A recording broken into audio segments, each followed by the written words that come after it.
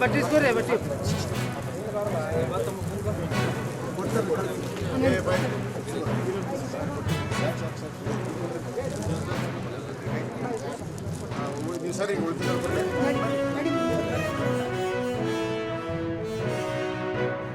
European trade union ಹುಟ್ಟಿದಾಗಿಂದ Bharat ಜೊತೆಗೆ ಮುಕ್ತವಾಗಿರುವಂತಹ ಮಾರುಕಟ್ಟೆ ಒಪ್ಪಂದವನ್ನ ಮಾಡುವ ಸಲುವಾಗಿ ಹಲವಾರು ಸರ್ಕಾರಗಳ ಪ್ರಯತ್ನ ಆದರೂ ಕೂಡ ಆಗಿರಲಿಲ್ಲ.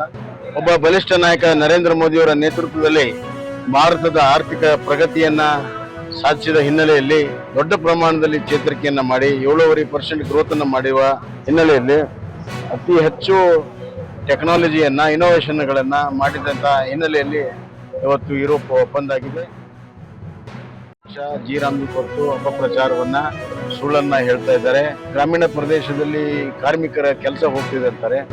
100 ದಿವಸ ಇದ್ದ ಕಾರ್ಯಕ್ರಮ ನರೇಗಾ ಕಾರ್ಯಕ್ರಮ ಈಗ 125 ದಿವಸ ಮಾಡಿದ್ರೆ ಸರ್ಕಾರ ಹೋಗುತ್ತೋ ಹೆಚ್ಚಿನ ಕಾರ್ಮಿಕರ ಕೆಲಸ ಹೋಗುತ್ತೋ ಅದು ಹೆಚ್ಚಿನ ಕೆಲಸ ಸಿಗ್ತದೆ.